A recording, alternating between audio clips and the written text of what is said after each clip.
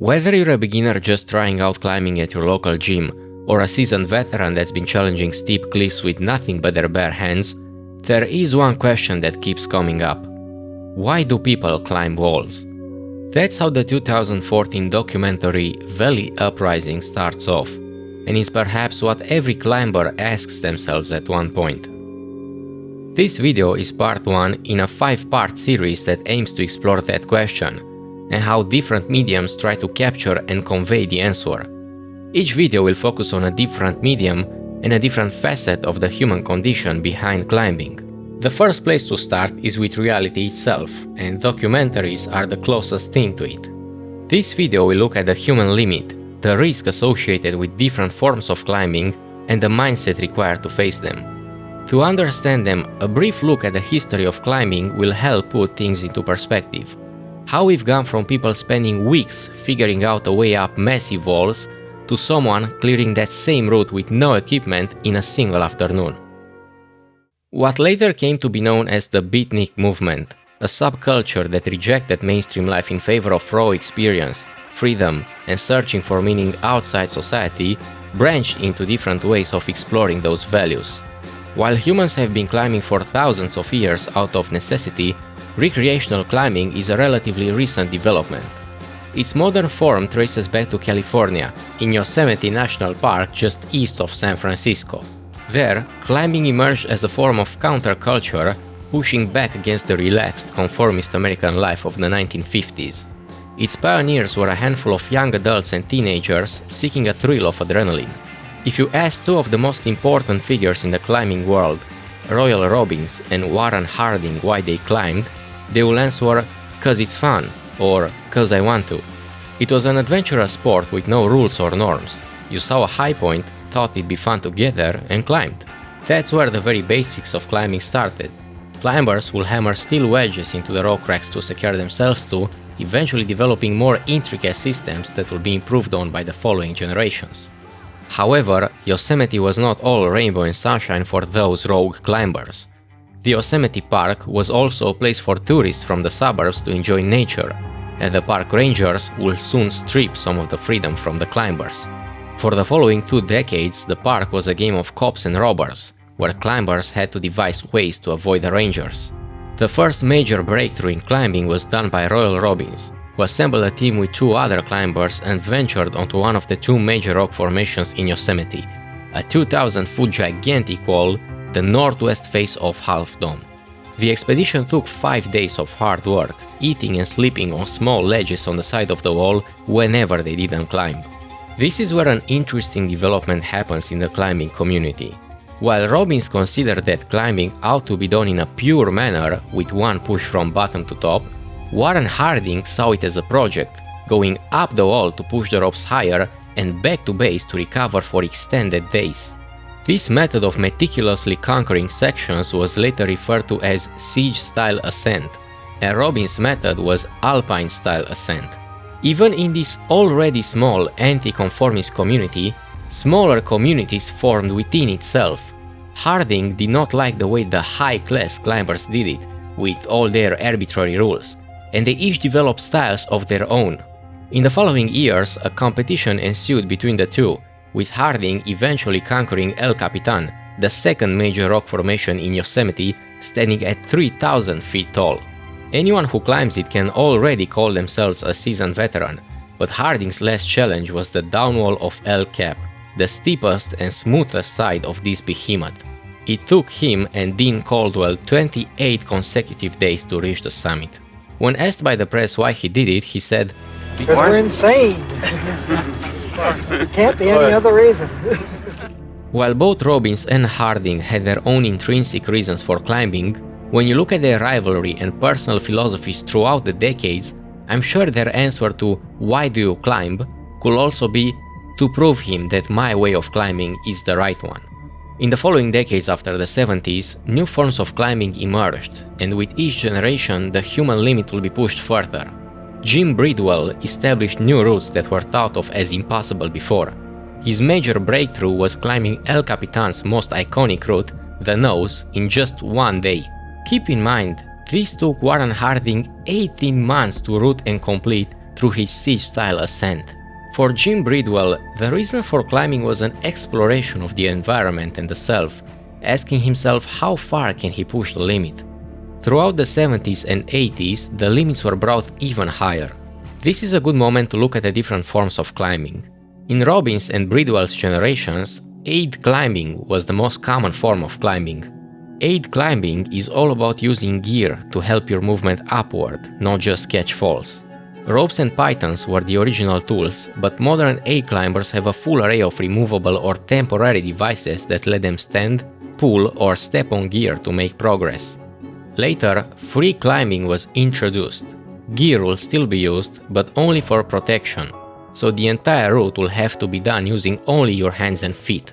And eventually, the natural progression occurred, and the most dangerous form of climbing appeared: free soloing. Zero safety gear, using only your body with no margin for error. One mistake and you're dead.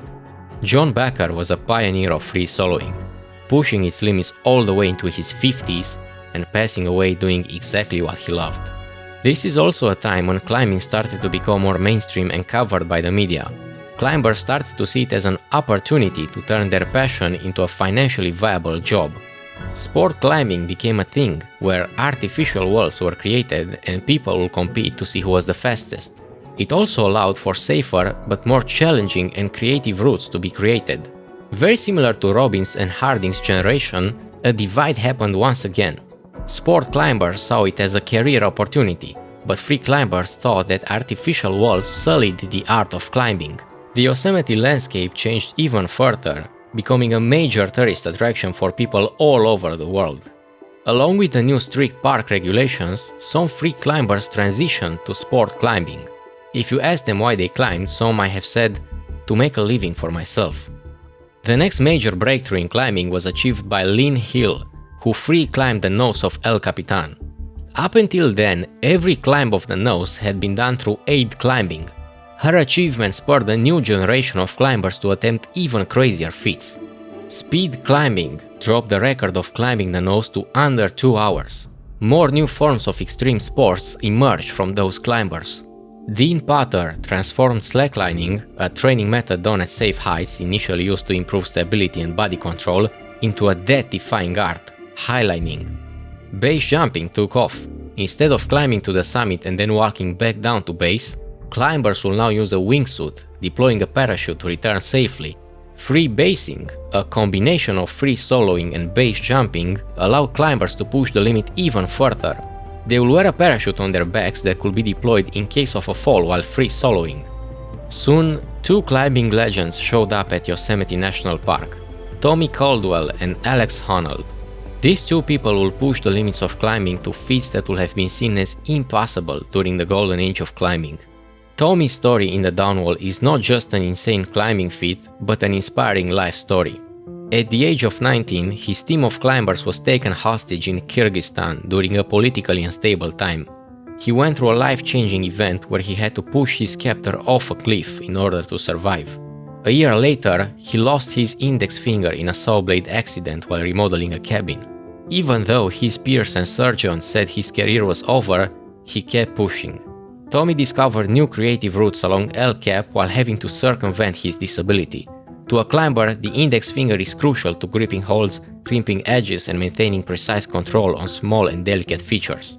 He developed creative solutions like modifying hand positions and finding alternative sequences on the rock. This adaptation pushed him mentally and physically to innovate new routes and approach climbs differently, turning a physical limitation into a unique advantage in problem solving. Tommy's marriage of 7 years ended in divorce in 2010. Despite the personal hardships, Tommy channeled his focus into climbing, taking on increasingly ambitious projects. This drive culminated in his historic free ascent of the downwall in 2015. Tommy and his partner, Kevin Jorgesson's story of free climbing the downwall is truly inspiring. It took them multiple attempts, which eventually culminated into a 19-day ascent. While free climbing can be done solo, as in the case of Lynn Hill free climbing the nose of El Cap, that's very risky and is usually done in small teams. For multi-day climbs, having a belay partner is usually standard. One climber, the belayer, manages the rope to protect the other from a fall, and they take turns climbing. Please remember that it took Harding and Dean Caldwell 28 days to conquer the downwall, and that was through aid climbing. Free climbing was a completely different beast. To understand what climbers are up against, it helps to know how a route is structured. A route stretches from the base to the top of the rock face and is usually divided into pitches, which are sections that can be completed on a single length of rope before resting or setting up anchors. Anchors provide secure points to pause, belay, or plan the next moves, similar to streetlights along a city block guiding you safely along your path. Within each pitch, climbers encounter moves of varying difficulty, rated by grades and decimal points. The scale goes from 1 to 5, with 1 being walking and 5 representing actual climbing. Grades 5.0 to 5.9 range from easiest to hardest, while 5.10 to 5.15 are considered professional level. The top 5 grades are further divided into sub-levels A through D, so a 514A is harder than a 512C. The downwall route has more hard pitches than every other El Cap route combined. The physical aspect of free climbing some of the downwall pitches seem almost superhuman, but the part that stands out the most for me is the camaraderie between Tommy and Kevin. During pitch 15, the most difficult section of the downwall, Kevin was at an impasse. No matter how much he tried, he couldn't get across the horizontal climb. He decided to throw in the towel and support Tommy for the rest of the climb, only belaying him from there on. But when Tommy was going through pitch 20 and got to Wino Tower, a small ledge 2/3 up the way El Cap, he decided to go back on their decision and wait as long as Kevin needed to conquer pitch 15. A few days later, they achieved a historical feat and reached the summit together. Unlike the infancy of climbing from the 50s, where the act of climbing itself started as a sort of rebellion against the status quo of a comfortable life, Tommy's reasons are a bit more complex. While he is of course passionate about climbing itself, there's multiple moments in the movie where he says it fairly explicitly, that for him it's a coping mechanism. It felt like El Cap was all I had. Having to go through all those life-changing moments in his 20s, climbing became a means of escapism for him.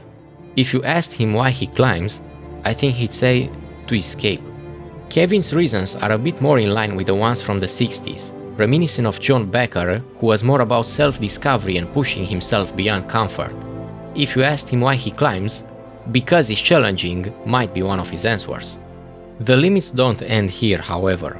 On June 3rd, 2017, Alex Honnold achieved a feat so monumental that if someone called it the greatest athletic feat in human history, it will not be an exaggeration. Throughout the second half of the 20th century, climbing has gone through significant developments, both from a physical execution standpoint, but also in how it was perceived. As mentioned earlier, climbing began as something that existed on the fringes of society. It wasn't necessarily frowned upon, but it was far from a high-status pursuit. Because of its low cost of entry, accessibility, and the sense of freedom that came with it, it attracted those looking for something outside the structure of a conventional life. But for those who wanted to push the limits even further, climbing had to become more than a pastime. From the 50s to the 70s, at the base of El Capitan, Camp 4 became their home in the most literal sense. They slept there, ate there, and spent their days returning again and again to the wall, chasing new routes that demanded everything they had. That level of dedication was the price of progress. Over time, it reshaped climbing from a fringe activity into a more mainstream and mediatized one. Some people will try to reach those new heights for popularity and recognition. Some will do it as a means of escape. Some will do it purely for testing their own limits. Regardless of the reason, every attempt came with a considerable level of danger. Free soloing took it to the next level. While climbers will attempt to free solo a route only if they were sure of themselves and had free climbed it numerous times before, at the end of the day, they were still putting their lives on the line for just one attempt. We love to hear about the success stories like Alex Honnold's, but there's many that perished in their pursuit. John Becker, Derek Hersey, Brad Gobright, Jimmy Jewell, Michael Riordan, and many more. All of them lost their lives in the pursuit of it. These were all highly skilled individuals, but at the end of the day, all it takes is one single mistake, a tiny shift in weather conditions, or a moment of fatigue. The idea of free soloing El Capitan seems outrageous even to the most experienced of climbers. I can't even believe some of the things that he solos. Tommy Caldwell described an attempt like this as an Olympic gold medal achievement, where if you don't get a medal, you die. But I think an even more fitting description is that if you don't also set a world record with a gold medal, then you die. Alex's motivation for climbing are also fairly complex. His earliest climbs trace all the way back to the age of 5, starting with trees like most of us did. In middle school, he spent most of his time in indoor climbing gyms, and after finishing high school, he adopted a nomadic minimalist lifestyle. He spent his early 20s traveling across the US and living in a van, a lifestyle that allowed him to dedicate essentially all his time to training and planning routes. While he's been thinking about free soloing El Cap ever since 2009, it's only in 2015 that he started seriously planning for it.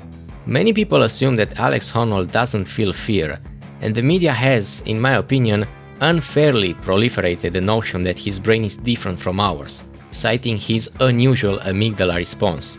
While, yes, his fear response is different from ours, that's because of the decades spent on climbing. Just like a firefighter in a burning building, he's learned to stay calm under danger, relying on preparation, repetition, and mental rehearsal. He still feels fear, it's just that his experience allows him to control it much more precisely than the average person. I think that's best exemplified by his first real attempt at El Cap. In late 2016, he backed off from his first try because the conditions didn't feel right to him and considered the risk was too high that day. It was the following year, in 2017, that he tried again and succeeded. If you asked Alex why he climbs, I think he'd give different answers depending on how he feels. He talks about the thrill of the idea of free soloing El Cap, the sense of freedom and focus that climbing gives him, and simply that it's something he loves. Halfway through the documentary, while listening to Alex reflect on his childhood and family, it reminded me of Tommy. Alex's parents divorced when he was 11 years old, a split he has said in interviews shaped his independence and self-reliance. He also recalls how his mother often pushed him towards perfection, saying, "Good enough isn't." When talking about the potential of free soloing El Cap, Alex says this: "If you're seeking perfection, free soloing is as close as you can get. And it does feel good to feel perfect, like for a brief moment."